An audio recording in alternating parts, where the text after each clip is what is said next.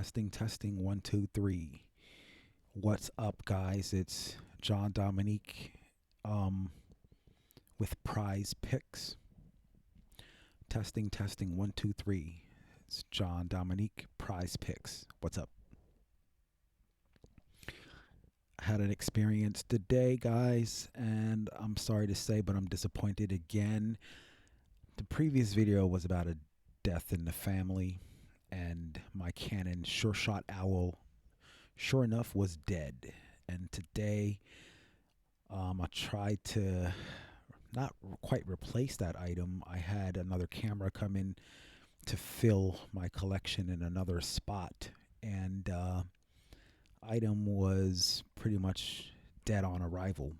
Unfortunately, I wanted to like this item. This was a Ricoh 500G rangefinder camera. It was nice and compact, and I liked it because it was lighter than my current rangefinder, which is the Canon QL17. And that lightness means more likely I'll be carrying it more often to different places. And on top of the lightness, it also had just a more of a usable feel to it. Like the usability factor was like easier. Like I could turn the knobs a little bit easier. They weren't as stiff. Like the focusing ring, the aperture ring, and the shutter speed dial, like they were easier to move than the Canon that I have. I guess my copy has some stiff components, and I can barely move the ISO dial on that Canon. I pretty much scratched the lens, well, not the lens, but the outside part where you would actually move the ISO dial. I kind of scratched it because I was trying to use something to, it was so hard and stiff you can't even move it. So I'm gonna just I ended up just setting it and forgetting it on that Canon. But the Ricoh 500G, I did some research on it, and most people seem to praise it highly. I wanted to see how the pictures would turn out. That would be the determining factor, is if I would keep it or not. But from what little bit of time I had with it, I could tell that it was something that I felt connected to. I felt like, yeah, this is where it's at. I don't know if there's a word for it, but there's like a personalness to it. I felt, the Canon that I have is a little bit, I wouldn't say cold or anything like that, but it's more unfeeling. I don't feel connected to it. And like, the images it spits out is excellent, and that's kind of what in the end really counts, the images. But the image quality is not everything. I'm realizing this as I explore other cameras and other options. I see that this Ricoh 500G just felt right in my hands.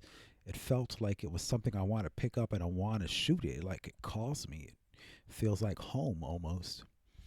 I feel a little sad that it's not working. What ended up happening was I'm going to be returning the thing. It was the focusing patch. At first, it was working okay. I turned the focusing ring and it seemed to focus fine. But then I felt kind of like a little bit of a rough spot right about the 1.5 meter area. Like when I went back and forth, twisting the focus throw back and forth, try to maybe smooth it out a little bit to see what would happen. It started to feel a little smoother, but then I noticed when I put my eye up to the viewfinder that it wasn't focusing anymore. And I don't know why that would be a problem. It seemed to be working fine when I first got it, and then when I felt that rough spot, I tried to rotate the focus throw to see if maybe the rough patch would smooth out after a couple of rotations. I thought it was just maybe, I didn't know what to think. And then when I put my eye up to the viewfinder, the focus mechanism isn't working anymore. It's like really odd. I don't know if these items are fragile or what.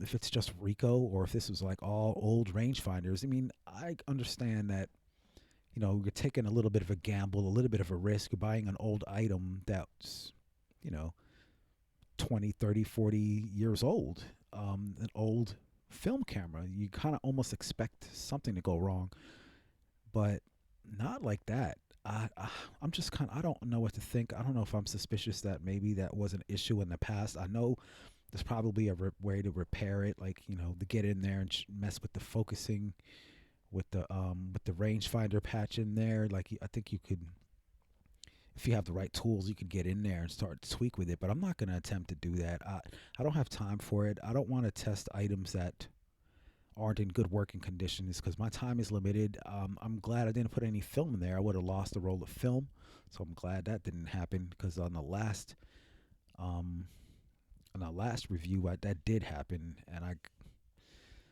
that's good money that I spent.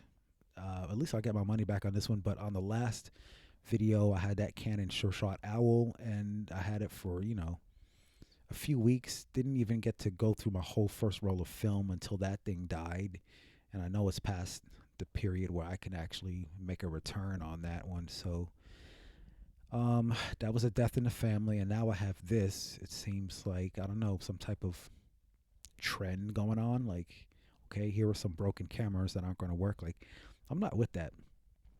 I need some reliability here. I do have some older cameras that do function fine, and I'm going to be sticking to those. I'm going to try to keep my collection simple. I don't want too much. It's maybe a little too much to review because I have a lot to go through, and I probably won't get to everything. I want to be able to have a couple of good items that'll last, that are reliable, that I can continue to use, get used to, and become an expert in one or two, three systems or so. Um, I don't want to have too much. I just want to have just enough for what I need, and I want to be proficient, and I want to know my tool well.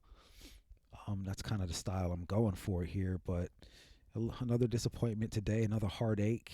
It's no big deal. This time it's a little bit better. I can recover. I guess I can't get mad at something I never really had. It just wasn't meant to be. But I did feel like I wanted, I really wanted to work. That Ricoh 500G kind of reminds me a little bit of some Minolta Hymatics that I tested at one point. I had ordered like three what are they? Hymatic Minolta E or something. Three of them. All three of them didn't work. I tried to put the battery in there. Nothing happened. They were all dead on arrival. So when I got the other Minolta I had, I was like surprised that that one worked. But that's another story.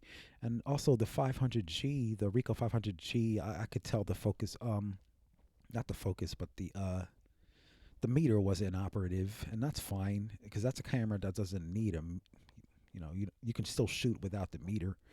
I'm not huge on needing a meter. It's nice to have. It's a nice luxury, but not necessary.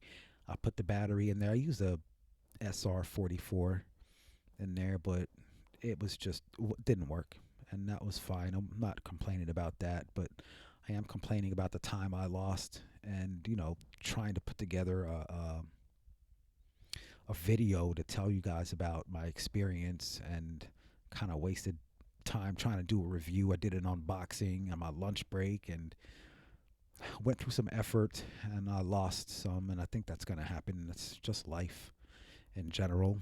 And I could have easily just edited this and censored this and said, everything's always good, and it's easy to just show you the good parts. But this is life. This is reality. And things like this happen.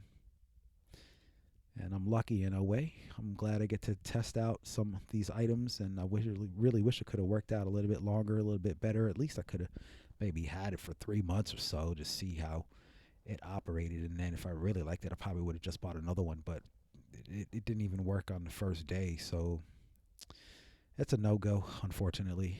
Another casualty of war. All right, y'all. Let me know again if you have any similar stories, or if maybe you know anything about the Ricoh 500G. If um, maybe there's something I didn't know that could have maybe had a different outcome or what have you. Anyway, it's John Dominique Prize Picks. Thanks for watching. Peace.